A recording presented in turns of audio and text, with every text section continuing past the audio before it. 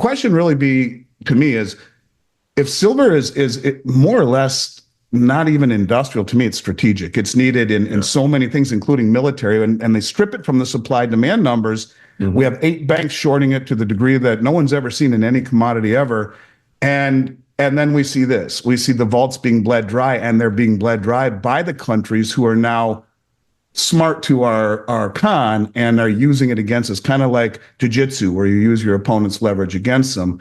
This is why silver hasn't gone. And this is what I think when we talk about little by little by little by little, then bang all at once. The all at once moment is when there is no silver left to be delivered on these Western exchanges, and then it moves to the Shanghai. In a striking development that has captured the attention of investors and market analysts alike, 8 major Western banks, including Deutsche Bank, JP Morgan, HSBC, and Citibank, have amassed what is believed to be the largest concentrated short positions ever recorded on the COMEX market for silver. Countries like China and India are leading the charge in expanding their silver reserves, driven by strong industrial demand and increasing investment. India in particular has seen a dramatic rise in silver imports, with more than 700 million ounces of silver being brought into the country over the past 2 years.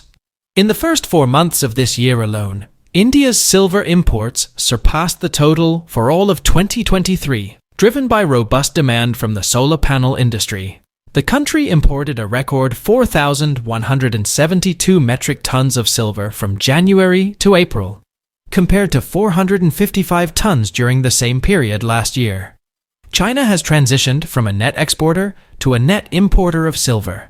The country is purchasing raw, unrefined silver from Latin American producers at elevated prices compared to Western markets.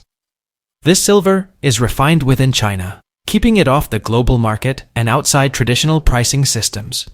This approach appears to be part of a strategic effort to accumulate silver reserves while minimizing global supply and demand disruption. Famous analyst and CEO of Miles Franklin, Andy Schechtman, underscores the current intriguing dynamics in the silver market. He notes that while Western banks engage in price suppression through substantial short positions, countries like China and India strategically increase their silver reserves. This scenario is highlighted by the noticeable draining of silver from COMEX and LBMA vaults and the rise in silver prices and trading volumes on the Shanghai exchange. Schechtman suggests that if these trends persist, we might see a significant revaluation of silver, with a potential shift from Western-controlled exchanges to Eastern markets that focus more on physical silver than paper contracts. We will present clips from Andy Schechtman's interview. But before we do, if you want more videos like this, please hit the subscribe button and turn on the notification bell for more updates. Thank you, and enjoy the video. There are 8 commercial banks right now that have the largest concentrated short position of any commodity ever traded in the history of the COMEX market. Period. And you have to ask yourself, why the hell would 8 banks be shorting silver when countries like India have imported over 700 million ounces last year, over the last 2 years, rather?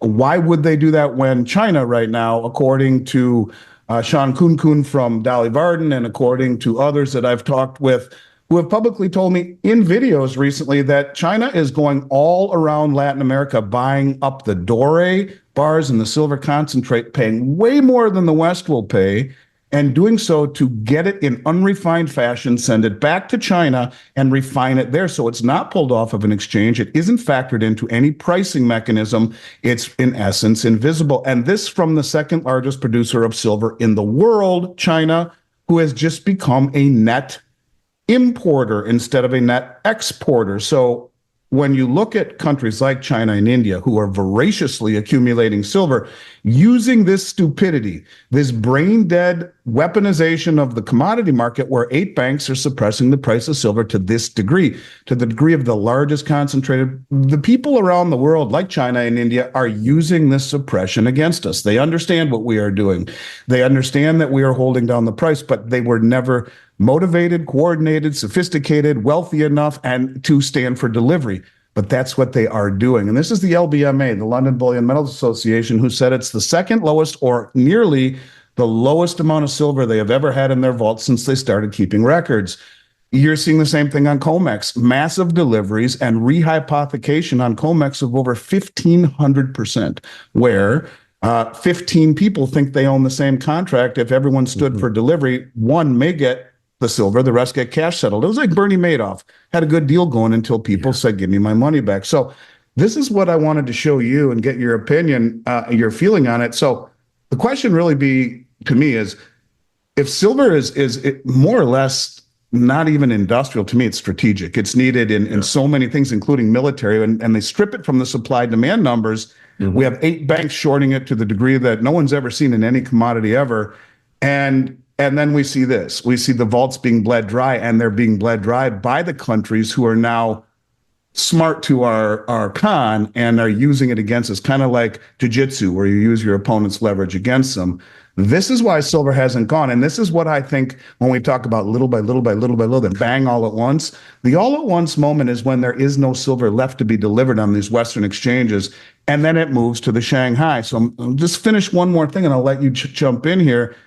Shanghai silver has been priced $4 an ounce higher for the past couple of months than LBMA, and then by COMEX, it's continuing to go higher. And in the past roughly 3 months, the combined volume of the Shanghai Metals Exchange and the Shanghai Futures Exchange has gone up over 200%.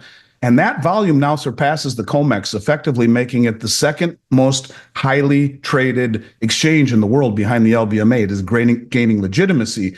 And when these exchanges are viewed for the scam that they are, this leveraged, rehypothecated game where no one ever stood for delivery, allowed us to fool the world into thinking our bond market and our currencies and all of these commodities we needed.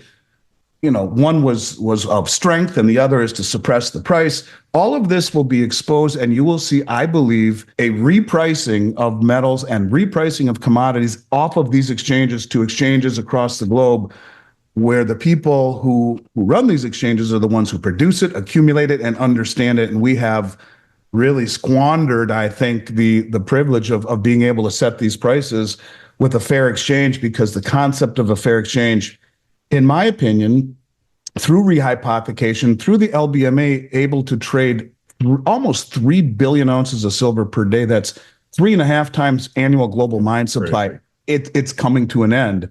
And that's why I think silver hasn't gone yet. And this is what I wanted to show you. So, recent developments in the silver market highlight a significant shift from traditional Western exchanges to Eastern markets. Major Western exchanges, such as COMEX and the LBMA, are experiencing a substantial draining of silver reserves. This trend indicates a move away from these established platforms, which have historically dominated the silver trading landscape. In contrast, the Shanghai Exchange is seeing a growing volume of trading activity centered around physical silver rather than paper contracts. This surge in activity suggests that the market for physical silver is becoming increasingly vibrant and is gaining independence from Western pricing mechanisms. The current scenario, characterized by the depletion of silver from Western vaults and the rising prominence of Eastern markets, signals a potential transformation in the global silver market. If these trends continue, we could be on the verge of significantly evaluating silver.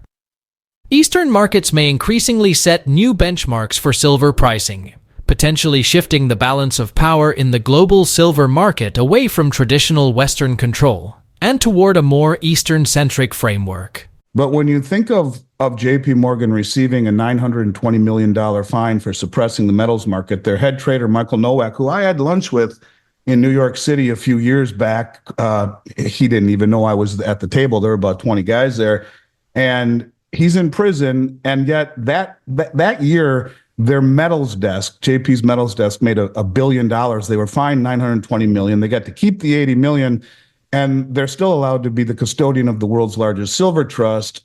Something is wrong. But when you think he was then told to back down, it was a political decision. And now think about what I was saying about suppressing the price of silver to fund military industrial complexes, acquisition and development of high-tech weaponry. So this is a lot bigger than it just being a commodity that is used for solar panels. And there's a lot that goes on that we don't know about. But I will tell you this. Martha Stewart went to jail for insider trading, and JP Morgan is handed the biggest fine the Justice Department ever laid out, and yet they're still allowed to be this custodian of SLV. Talk about the fox guarding the henhouse. You can trust JP. Well, right. That's the point. And I just think people, when we talk about connecting the dots, I've been doing this for 4 years publicly saying this is what I think. A lot of it's come true, which is very scary.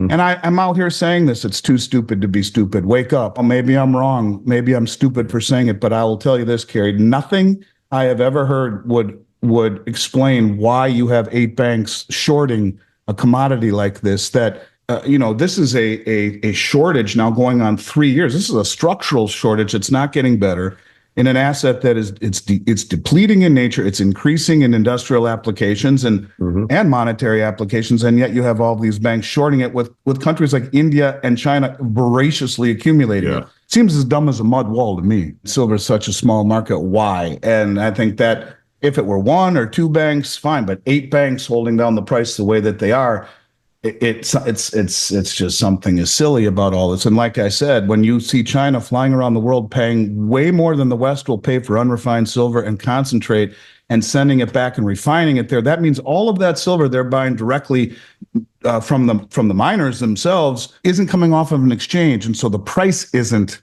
affected. And not to mention, how many people know they're the second largest producer of silver in the world behind Mexico and the largest producer of gold in the world? And they were always net exporters because of all the byproduct mining they do of other metals. They would have tons of extra silver at their smelters. That's now all being kept in-house, and they are a net importer. I think Zoltan Pozsar would be the guy that I would like to have on your show if I were you, and someday on mine. Because he's talking about Bretton Woods 3. He or she who has the commodities wins, and I think China and India and the BRICS nations are trying their best to show us that without showing it to us, if you will. Due to current trends, Eastern markets are poised to gain greater control over the global silver market. With a focus on physical silver and growing trading volumes on Eastern exchanges, these markets are set to influence new pricing standards. This shift could lead to a substantial silver revaluation, diminishing Western exchanges' historical dominance and establishing Eastern markets as key players in silver trading and pricing. Please share your thoughts on Andy's analysis in the comments section below. Also, ensure you like this video, subscribe to the channel, and turn on the notifications bell for more videos like this. We appreciate the support and hope to see you in the next one. Thanks for watching.